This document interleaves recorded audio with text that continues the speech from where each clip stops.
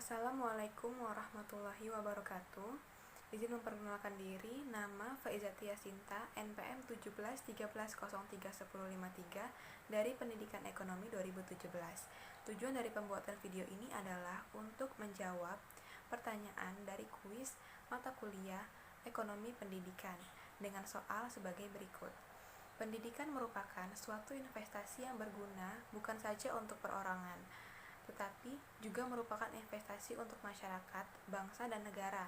Dengan pendidikan, sesungguhnya dapat memberikan suatu kontribusi yang substansial untuk hidup yang lebih baik lagi di masa yang akan datang. Dari pernyataan tersebut, tersirat makna bahwa pendidikan merupakan salah satu harapan baik untuk masa depan. Bagaimana menurut Anda pernyataan tersebut dan mengapa?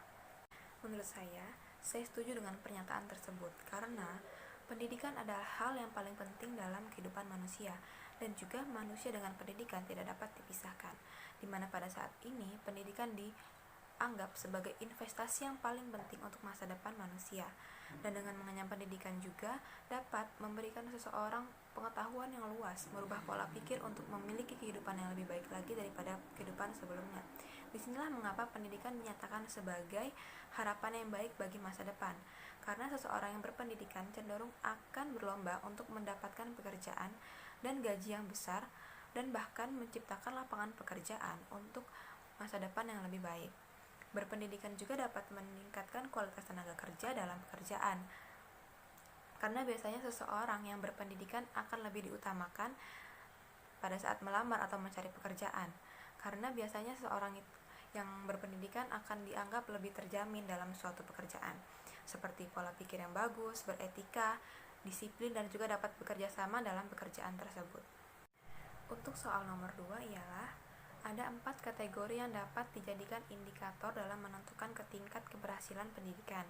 Yang pertama, dapat tidaknya seseorang lulusan melanjutkan ke pendidikan yang lebih tinggi. Yang kedua, dapat tidaknya seseorang memperoleh pekerjaan. Yang ketiga, besarnya penghasilan atau gaji yang diterima. Yang keempat, sikap perilaku dalam konteks sosial, budaya, dan politik. Yang kelima, kemampuan atau skill atau kecakapan hidup seseorang seiring jenjang pendidikan meningkat. Sesuai ketiga indikator tersebut, masih relevankah dengan kondisi kita sekarang? Mengapa? Menurut saya, untuk pertanyaan nomor 2, ada yang relevan dan juga ada yang tidak. Untuk pendidikan cukup relevan, karena tingkat keberhasilan dalam pendidikan untuk setiap orang itu berbeda-beda dan juga sesuai dengan kemampuan. Namun jika untuk seseorang yang menargetkan bahwa tingkat keberhasilan dalam pendidikannya itu adalah melanjutkan ke pendidikan yang lebih tinggi lagi, maka indikator yang satu ini sangat relevan.